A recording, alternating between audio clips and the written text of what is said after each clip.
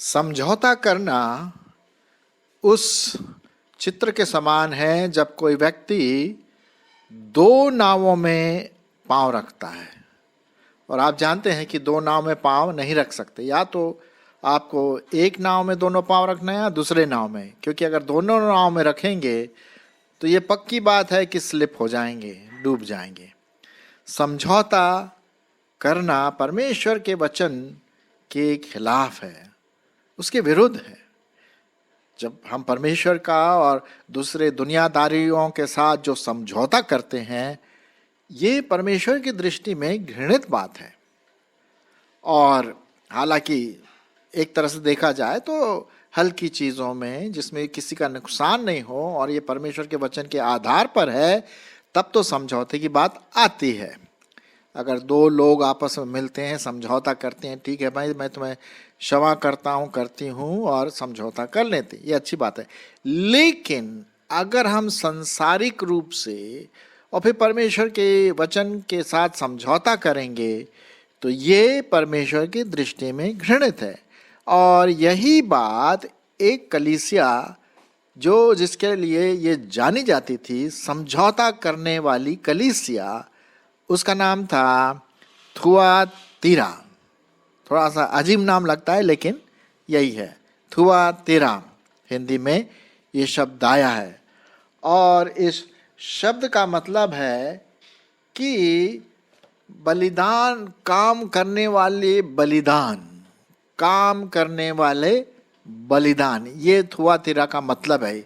ये वो एक कलीसिया है जिसको प्रभु यीशु मसीह कुछ अच्छी बातें तो बताते हैं उसके बारे में, लेकिन साथ ही साथ कुछ बहुत भयानक पाप उसके बारे में बताते हैं, जो 7 कलीसियाओं में से एक है। तो आइए आज हम थुआतीरा की कलीसिया को देखेंगे कि क्या उसमें अच्छाइयाँ थी और क्या उसमें पाप थे या कमियां थे, कमजोरी थी, और उससे हम फिर एक पाठ ले सकते हैं, एक शिक्षा ले सकते हैं, एक लेसन सीख सकते हैं हमारे अपने जीवन के लिए। तो इससे पहले कि हम इसके बारे में बात करें, मैं चाहूँगा कि वो भाग आपके लिए पढ़ूं जो थुआतीरा की कलीसिया को यूहन्ना लिखता है। मैं पढ़ूंगा आपके लिए प्रकाशित वाक्य उसका 2 अध्याय 18 से 29 पद। प्रकाशित वाक्य उसका 18 से 29 पद।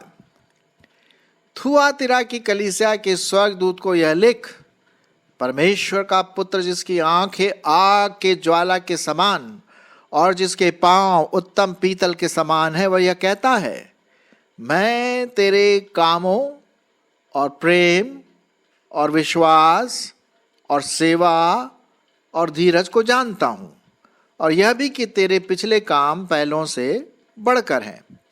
पर मुझे तेरे विरुद्ध यह कहना है कि तू उस स्त्री इजेबेल को रहने देता है जो अपने आप को भविष्यद्वक्तीन कहती है और मेरे दासों को व्यभिचार करने और मूर्तियों के आगे चढ़ाई गई वस्तुएं खाना सिखाकर भरमाती है। मैंने उसको मन फिराने के लिए अवसर दिया, पर वह अपने व्यभिचार से मन फिराना नहीं चाहती। देख, मैं उसे रोग शैया पर डालता हूं, और जो उसके साथ व्यभिचार करते हैं, यदि वे भी उसके साथ कामों से मन न फिराएं, तो उन्हें बड़े क्लेश में डालूंगा। मैं उसके बच्चों को मार डालूंगा, और तब सब कलीसिया जान लेंगी कि हृदय और मन का परखने वाला मैं ही हूं, और मैं तुमसे हर एक को उसके कामों के अनुसार बदला दूंगा। पर तुम थुआतीरा की बाकी लोगों से जितने इस शिक्षा को नहीं मानते और उन बातों को जिन्हें शैतान की गहरी बातें कहते हैं नहीं जानते, यह कहता हूं कि मैं तुम पर और बोझ न डालूंगा। पर हाँ, जो तुम्हारे पास है उसको मेरे आने तक थामे रह।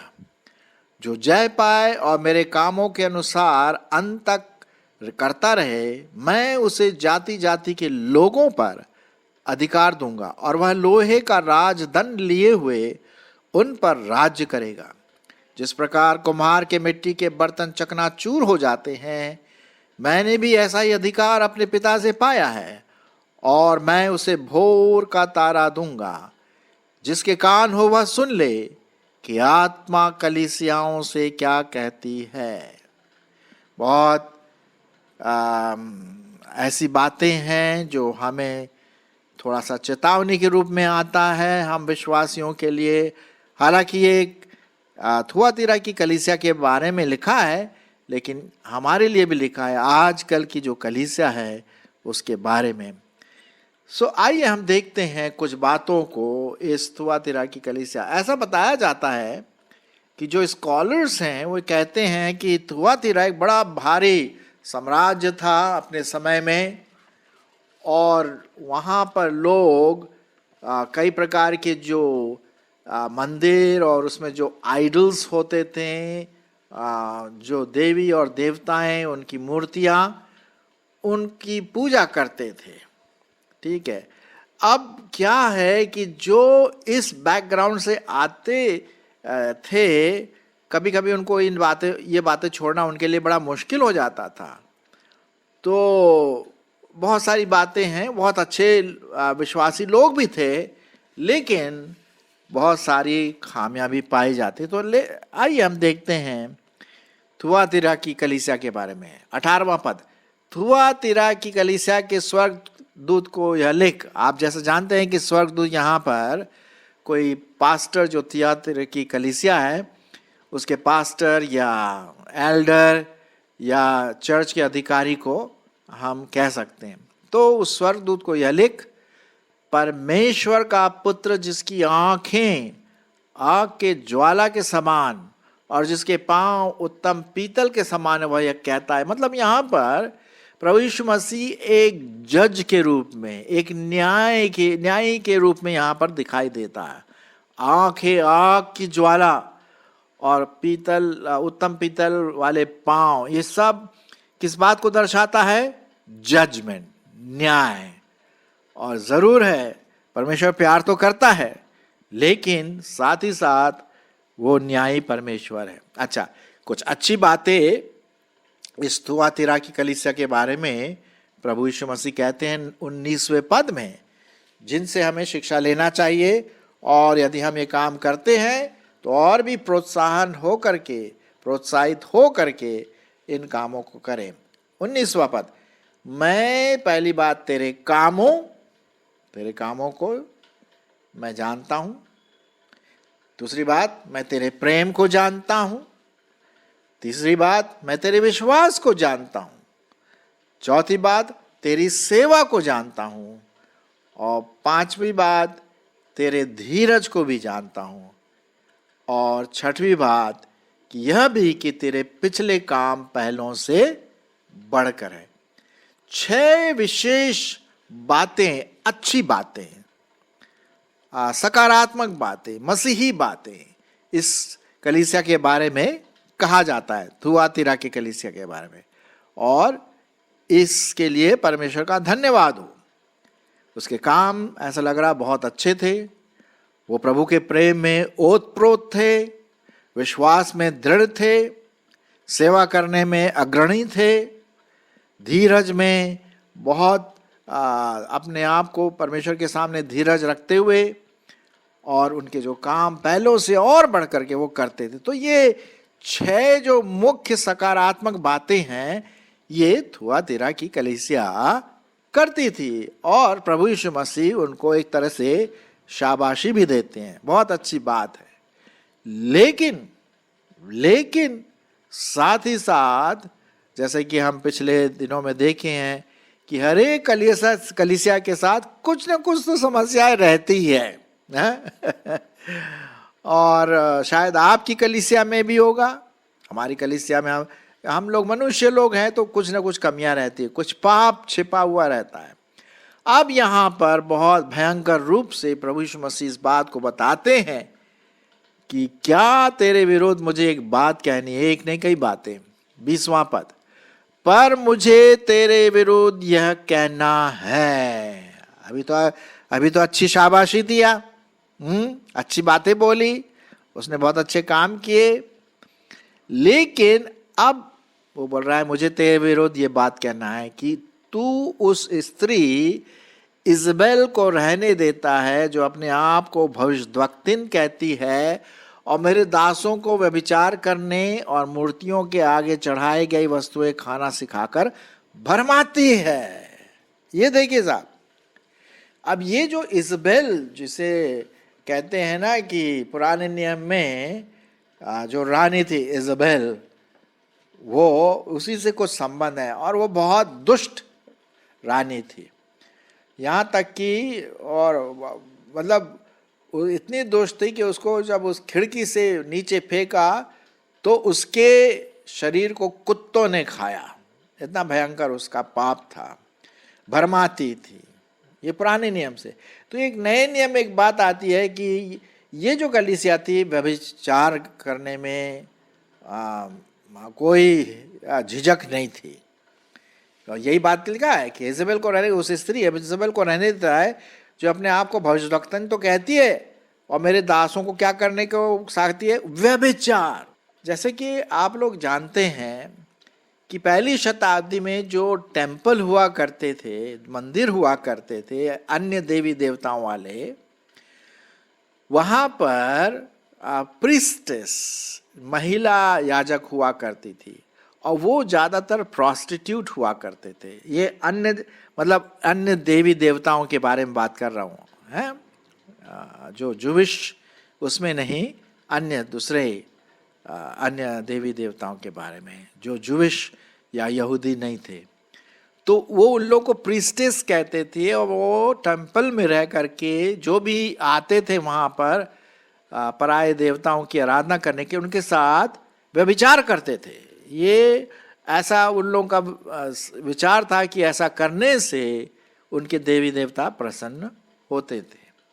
तो ये यहाँ पर कलीसिया जो थी थुआतीरा, उसकी समस्या थी व्यभिचार करने और दूसरी बात क्या, मूर्तियों के आगे चढ़ाए हुए जो प्रसाद होता है उसको सिखाती थी कि इसको खाओ। क्या आजकल के ज़माने में ऐसा नहीं होता है? ये दोनों चीज़ें हैं, व्यभिचार जो कि एक सीक्रेट पाप है, एक ऐसा पाप जो दूसरे लोग नहीं जानते, वो सिर्फ वो इंडिविजुअल व्यक्ति जानता है कि वो उसने व्यभिचार किया, दूसरे लोग नहीं जानते हैं। ये छुप के होता है। और मूर्तियों के आगे जो प्रसाद होता है उसको खाते हैं। क्या हमारे चर्च में कहीं ऐसा तो नहीं है? परमेश्वर खूब अच्छी बातें हमारे चर्च में देखता है, लेकिन क्या ये बातें तो नहीं है जो छुप छुप के हो रहा है? बहुत होशियार रहना है। और कोरिन्थियों के आगे जो कलीसिया थी, कोरिन्थ की कलीसिया, वो यही पूछी क्या मूर्तियों के आगे चढ़ाए हुए प्रसाद को खाना चाहिए? जहाँ तक हो सके नहीं खाना चाहिए। हो सके क्या? परमेश्वर के अनुग्रह से हमें नहीं खाना, क्योंकि वो मूर्तियों के आगे चढ़ाई गई थी। और ये जो इजबेल थी वो इनको भरमाती थी कि खाओ, और ये खाते थे।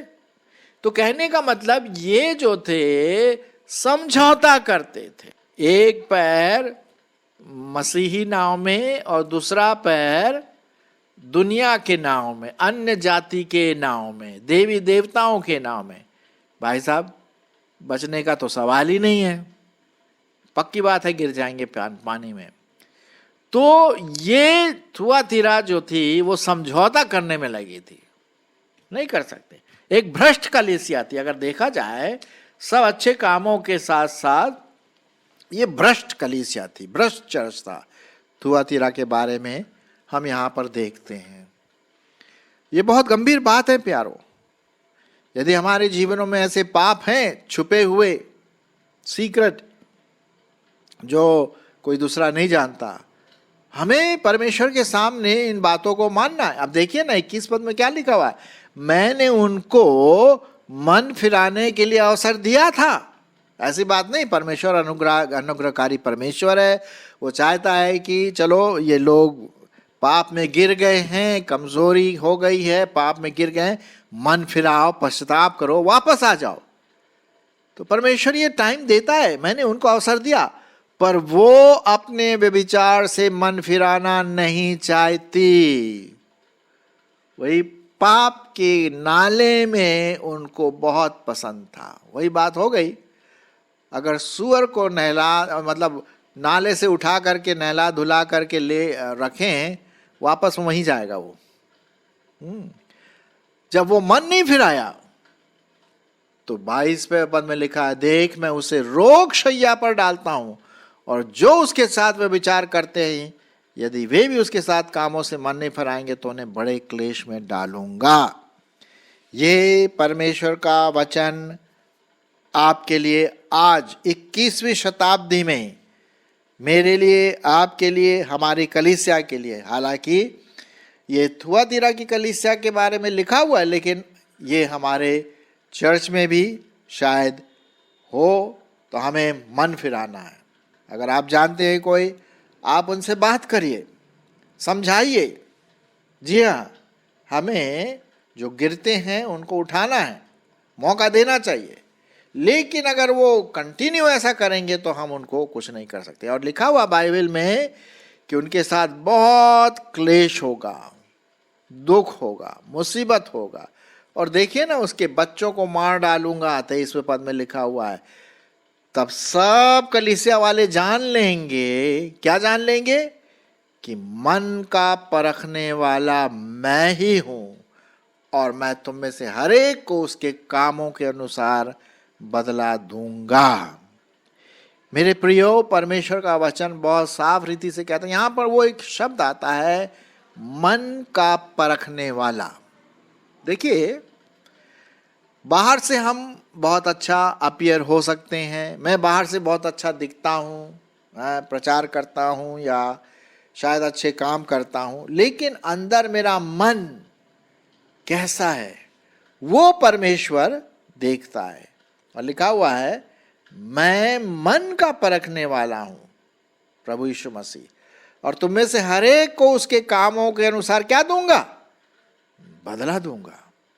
ये बहुत जरूरी है मेरे प्रियो, कि यदि हम थुआतीरा के कलीसिया के समान हैं, समझौता करने वाले हैं और आत्मिक आशीष भी लेना मांगते हैं और दुनिया के जो टेम्पटेशन है, अभिलाषाएं, उसका भी आनंद उठाना मांगते हैं, तो बाइबल कहती है, यीशु मसीह कहता है, तुम पर क्लेश होगा, तुम पर दुख का पहाड़ टूटेगा।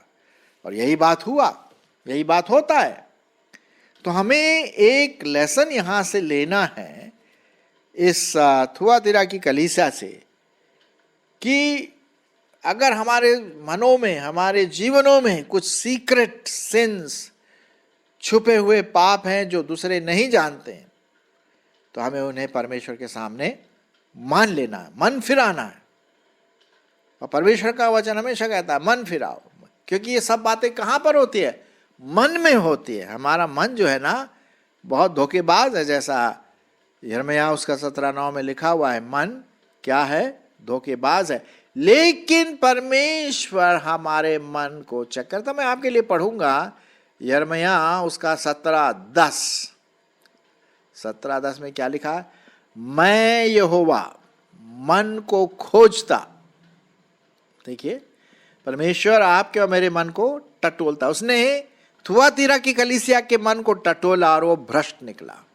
हाँ, काम बड़े अच्छे अच्छे थे जैसे शुरू में बताया, लेकिन मन भ्रष्ट था, व्यभिचार करने में लगा था और मूर्तों के आगे प्रसाद खाने में लगा हुआ था। और वो इजबेल जो स्त्री थी, उनकी बातों को सुनता था ये कलीसिया। तो मैं यहोवा मन को खोजता और हृदय को जांचता हूं, ताकि प्रत्येक जन को उसके चाल चलन के अनुसार, अर्थात उसके कामों के अनुसार उसका फल दूं, है ना।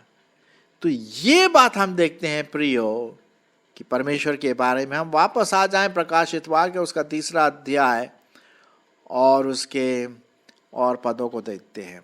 तो मैं, लिखा हुआ है, मैं उसके बच्चों को मार डालूंगा, दुख आएगा, मुसीबत आएगा। और आगे देखते हैं 24वें पद में, पर तुम थुआतीरा की बाकी लोगों से जितने इस शिक्षा को नहीं मानते, और उन बातों को जिन्हें शैतान की गहरी बातें कहते हैं नहीं जानते, या कहता हूं कि मैं तुम पर और बोझ न डालूंगा।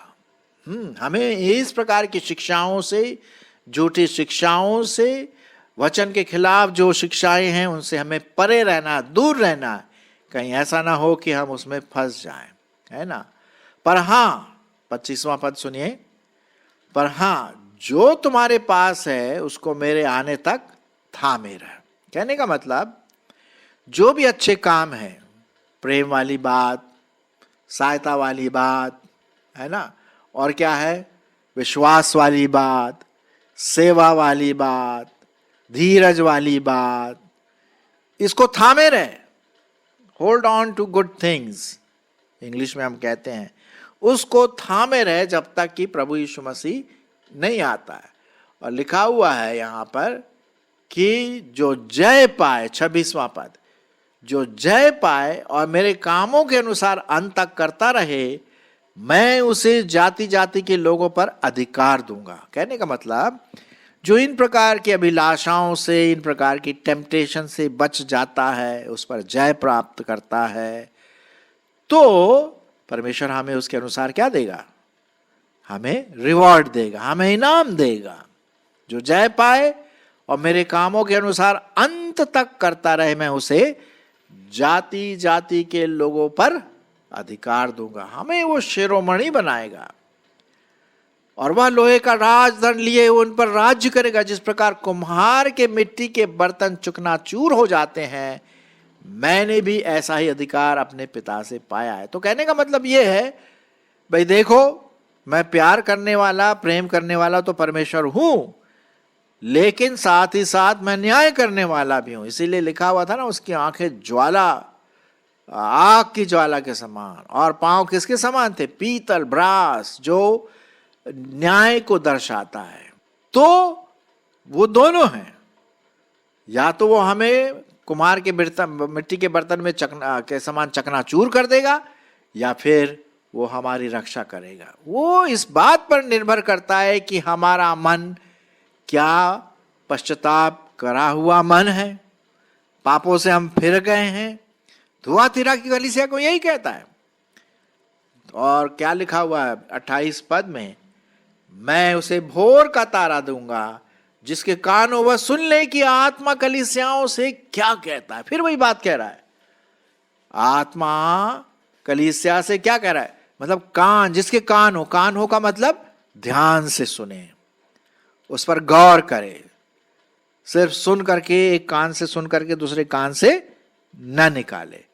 तो परमेश्वर मेरे प्रियो आपकी अगुवाई करे कि हम थुआतीरा जो कलीसिया थी, उसके जो अच्छे काम थे उस पर तो हमें प्रोत्साहन मिलता ही है कि हम वैसे करते रहें। अगर हम करते हैं, साथ ही साथ व्यभिचार जैसे वाले पाप और मूर्ति पूजा के सामने रखे हुए प्रसाद, मन की जो पाप हमारे मन में हम छुपा के रखते हैं, उस प्रकार की बातें, अभिलाषाएं हम मन में न रखें।